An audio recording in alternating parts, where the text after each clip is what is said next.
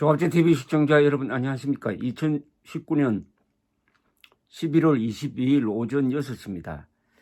오늘 자정까지 문재인 정권이 한일 군사정보보호협정 파기 결정을 취소하지 않으면 파기 상태가 기정사실로 되어버리고 한미일 군사동맹 관계는 상당히 약화되거나 갈등을 겪게 될 것입니다.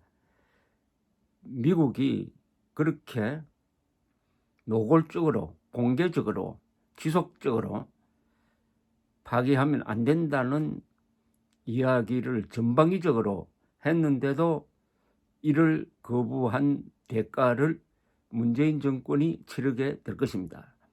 미국은 계속해서 한일 군사정보보호협정 파기는 한미동맹을 해칠 뿐만 아니라 미국의 안보 이익을 저해한다라는 아주 강력한 표현을 해왔습니다. 어제 조선일보가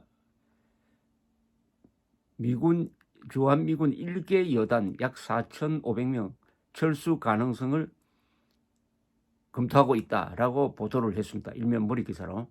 그 증거로서 마크 에스퍼 미국 국방장관이 필리핀에서 기자회견을 하면서 기자의 질문에 답변하는 과정에서 주한미군 철수를 할 수도 있다는 애매모호한 표현을 했습니다.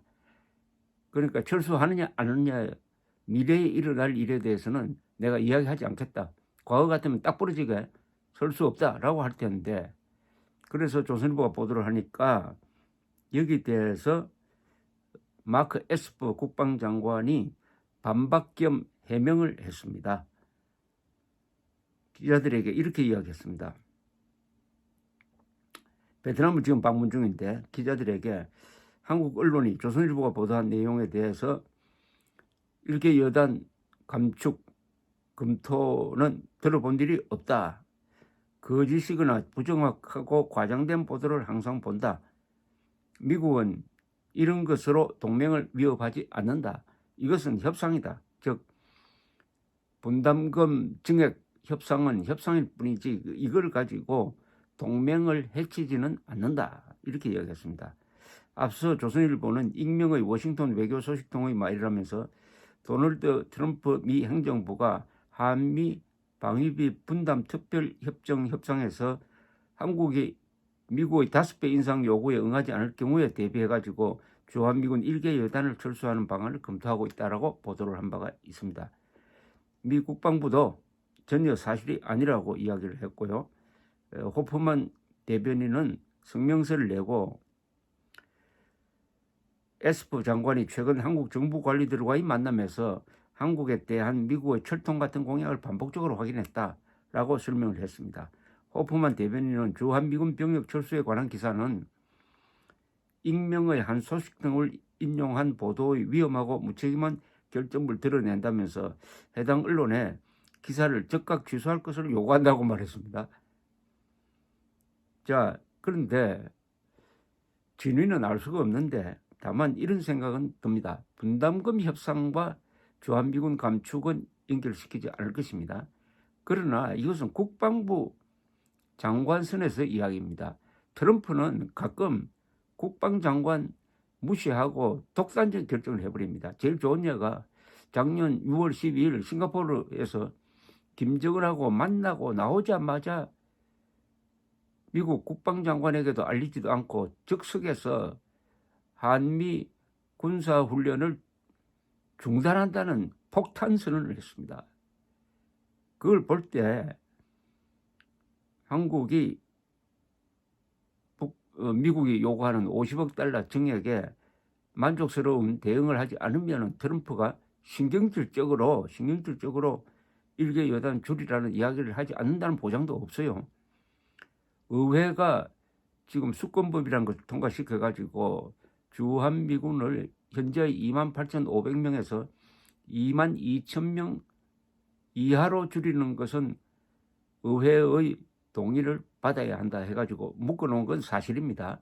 그러나 4,000명 줄이는 것은 그 해당 안 되니까 할 수 있어요. 할 수 있습니다. 더구나 오늘 자정부로 한일 군사정보보호협정까지 파기되었을 경우에 트럼프가 과연 어떻게 나올 것이냐 하는 것은 속단하기 어려운데 이런 일개 여단 철수 같은 것도 현실화될 가능성이 있다. 이렇게 대비를 해야 됩니다. 왜냐하면 국방부 쪽의 성명도 믿을 수가 없게 된 게 최근에 있었던 한일 공군 합동훈련 계획 거기에 대해서도 북한이 불평을 막 하니까 우리는 불평을 기준으로 정책을 세우지 않습니다.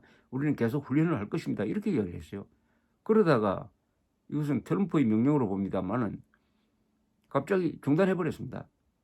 그러니까 이 국방장관의 해명도 신뢰가 가지 않는 것은 트럼프라는 예측 불가능한 존재가 있기 때문입니다. 이는 참으로 불행한 일입니다. 한편 이 지금 미국 의회에서는 스티븐 비건 대북 특사죠. 핵 문제 해결의 미국 대표입니다. 이 국무부 부장관으로 이제 지명이 되었습니다. 그래서 지금 청문회를 하고 있습니다. 의회 상원 외교위 인준 청문회에 출석해가지고 아주 흥미로운 이야기를 했습니다. 흥미로운 이야기가 뭐냐 이겁니다. 이 비핵화 문제인데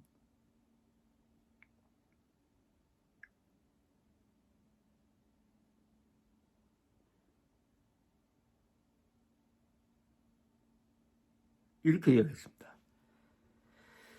자신이 대북 특별대표를 맡아온 15개월 동안 북한이 비핵화에 가까워졌다고 판단하지만 비핵화를 결단했다고 볼 수 있는 의미 있고 검증 가능한 증거는 없다. 이렇게 이야기를 했습니다. 이게 참 무슨 말이냐. 이렇게 I do, but I have to say, Senator, in all candor, there is no meaningful or verifiable evidence that North Korea has yet made the choice to denuclearize. 상원 의원님, 솔직하게 말씀드린다면은 북한이 비핵화를 선택을 했다는 의미 있는 또는 검증 가능한 증거는 없습니다. 이 말이 엄청납니다. 이게 무슨 뜻이냐.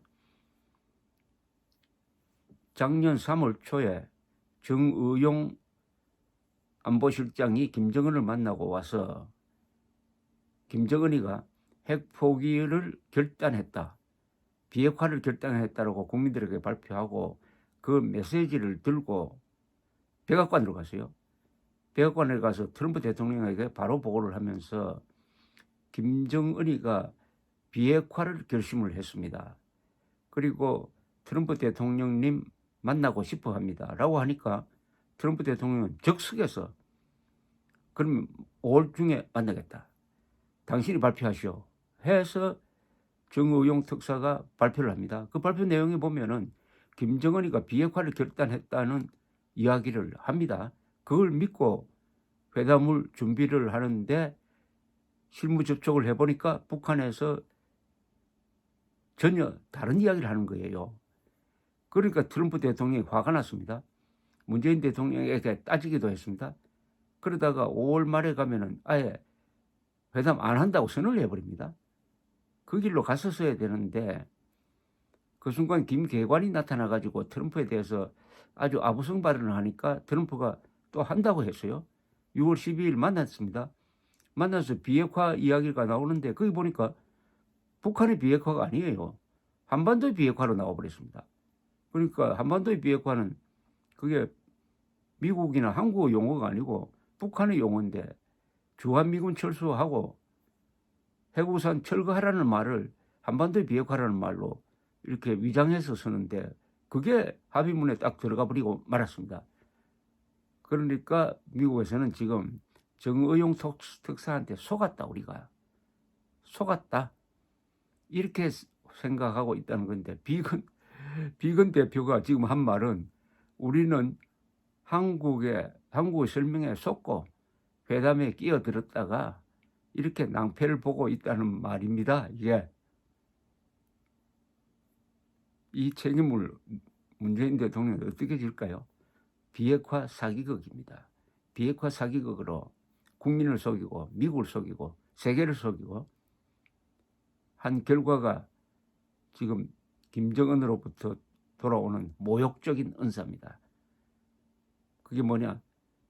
한 아세안 정상회의에 오라고 했더니 김정은이가 우리하고 약속한 거 지켜라. 민족공조 지켜라. 외세공조하지 않으면 안 된다. 성의가 없다 하면서 박절하게 거절한 사실을 어제 공개를 해버리고 말았습니다. 결국은 김정은도